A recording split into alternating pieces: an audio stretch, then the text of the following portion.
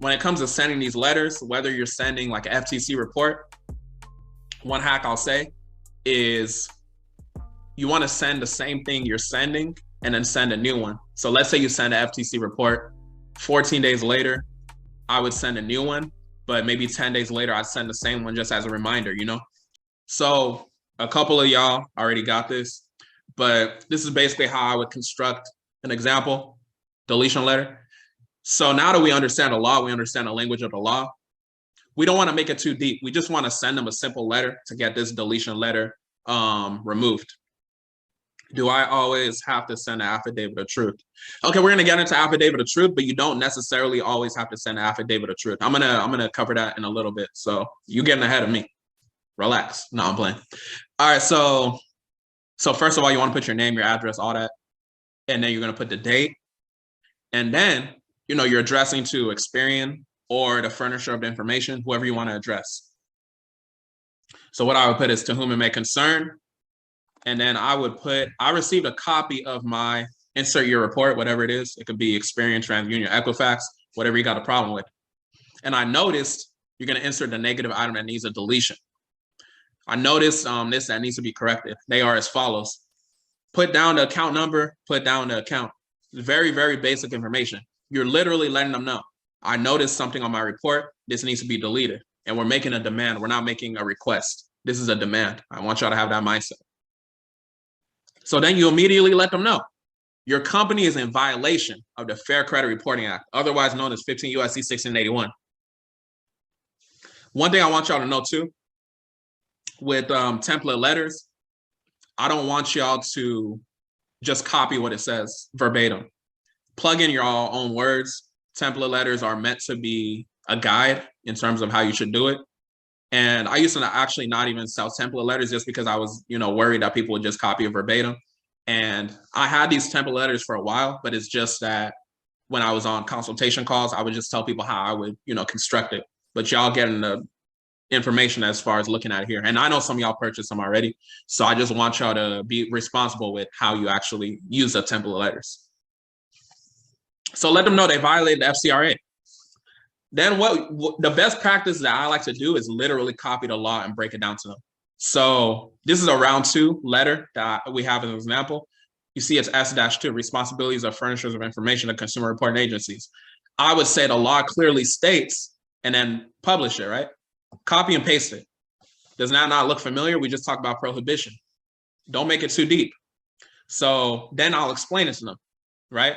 So like I said, this is an example of a round 2 letter. So let's say we sent our first round, we sent a debt validation, we sent, just for the sake of example, we use 1681B number 2 in our example for round 1, saying that our late payment needed to be removed because we didn't give them written instruction. Or we use 2AI because that was an experience or transaction between us and, the person. So this is round 2, like I said. So clearly, prohibition means something that is not allowed. This law says a person, you in this case, shall not furnish any information relating to a consumer to any consumer reporting agency if the person knows or has reasonable cause to believe that information is inaccurate. So you're just letting them know what they're doing. You want to coach them through, the law. Somebody asked, why are there highlights? Okay, I should have said that too. So as far as the highlighting, the reason why I'm highlighting is when you're sending dispute letters to Experian, TransUnion, and Equifax, there's something called the eOscar system. The eOscar system means that when your dispute or your demand is sent over to them, they have an automated system that scans your letter. And our whole goal is to get our dispute to a human being. How can we get our dispute to a human being as best as possible? What we could do, we could throw them off by highlighting random phrases and words and things like that. So that's really the reason why I'm putting the highlights, because I want y'all to bypass the eOscar system, get directly to Experian, TransUnion, or Equifax, or whoever you're dealing with. Because you got to realize it's billions of consumers. They're not going to be reading your dispute all the time. But most people don't understand the fact that there is an eOscar system. So most people are going to get that automatic thing of, oh, this information is verified. Whole time it wasn't even a human being that looked at your letter. So you want to really think about what are tactics, consumer ammunition tactics, that we could use to bypass the eOscar system. So that's why there's a highlight. That was a great question. All right, so then you walk them through it. Accuracy is defined as a measure of value. We talked about that.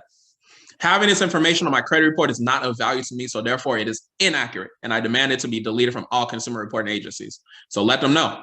Let's look at reasonable cause to believe that the information is inaccurate, right?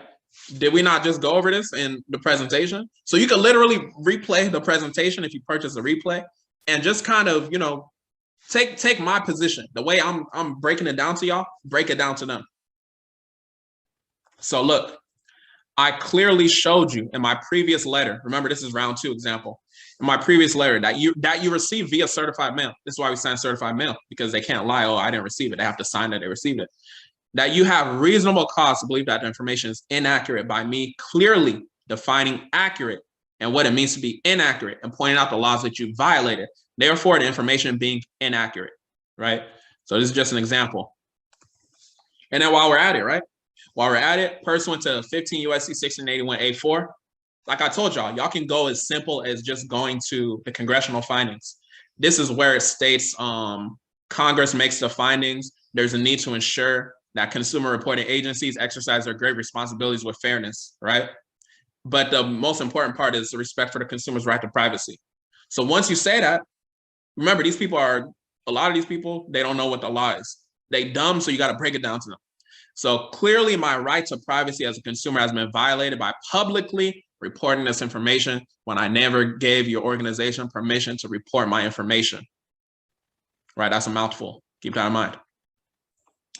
All right, so, remember, this is a round 2 letter. So now what you could say is, you don't got to say, remember, this is a guide.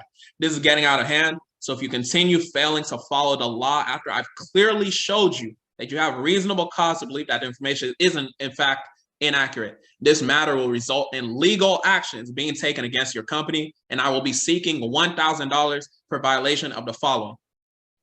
So that would be 15 USC 1681N, civil liability for willful noncompliance, 15 USC 1681O, civil liability for negligent noncompliance. So they're willfully non-complying and they're being negligent in their noncompliance as far as them not removing the late payment that I am demanding that they remove, because I've showed them and proved to them that they have reasonable cause to believe that the information is inaccurate. Therefore, it must be deleted from all consumer reporting agencies. That is what is going on in this whole scenario. And furthermore, you could even copy and paste 1681N. I didn't do that in this example, but it's something that y'all could do just to show them. Remember, I said earlier, any actual damages, any damages could be your mental health, damages could be you getting denied, damages could be anything. And you just point out the fact that they're in violation of $1,000 per violation. Remember, I said in a separate class, we're gonna walk through the $1,000 per violation. I saw somebody ask, how do we get the money from them? We're going to walk through that in a different class, but I want y'all to really, really focus on getting these deletions first. Let's focus on the deletions, and then we'll get the money after. I know you're enjoying watching the best YouTube channel on the planet, but this video is sponsored by the CAT Credit Retire Your 9-to-5 Mentorship Program. If you're a credit repair business owner, you're tired of feeling stuck, you're tired of doing your credit repair business and doing your 9-to-5, you're tired of just not having those consistent deletions, go ahead and book a call with us and see if we can get you in the mentorship program. Let me let you know though, it's not a cheap program. You can watch the main video on my channel for a full breakdown, but if you're ready to elevate, you're ready to change your family situation, go ahead and book a call with us and we'll help you get to the next level. Literally right now, go to my IG at Mike O. Benjamin, go to my IG highlights. Look at all the client wins, my students winning left and right.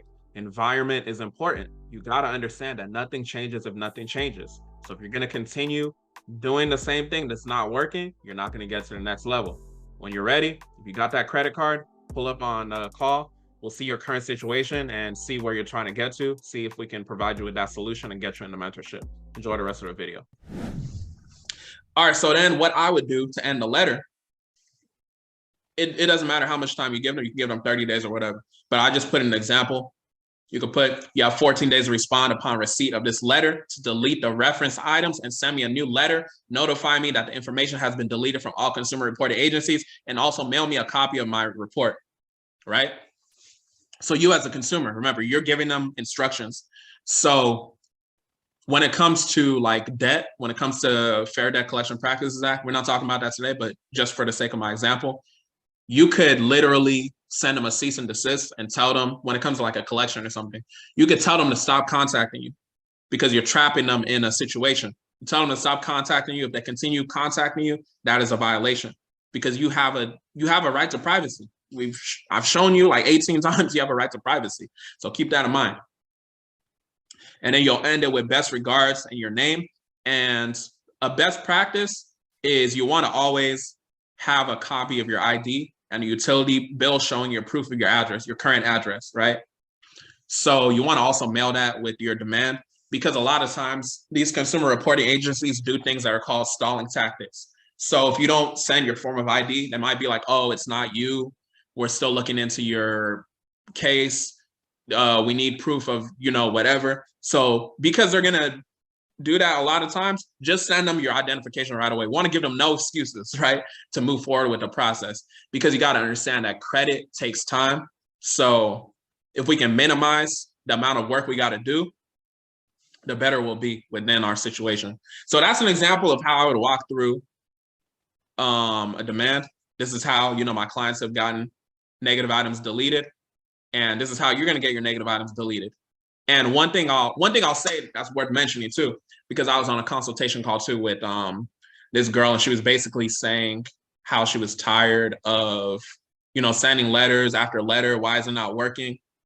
She got a couple of bureaus off, but I said bureaus. When we talk about the language, you know what I mean, Experian, TransUnion, Equifax. So she got a couple of the consumer reporting agencies off, but it was one of them that wouldn't budge. I want y'all to have that mindset. You got to be consistent. Not only do you have to be consistent, you got to be persistent. I had a client, she went like 7 rounds just to get an item deleted. So imagine if she was like, oh, I'm doing 5 rounds, it doesn't work. Or I did 6 rounds and it didn't work. All she needed to do was 1 more round. So when it comes to sending these letters, whether you're sending like an FTC report, one hack I'll say is you want to send the same thing you're sending and then send a new one. So let's say you send an FTC report, 14 days later, I would send a new one, but maybe 10 days later, I'd send the same one just as a reminder, just constantly be in the flow of it. I covered it on the podcast. I don't remember what episode it was, but just binge listen to the podcast and you'll hear what I meant by that as far as the FTC example. Any questions based off of the template letter? Let me know. Any questions based off of the template letter before we move on to the affidavit of truth? Any questions? Let me know. I need a water break. How y'all feeling?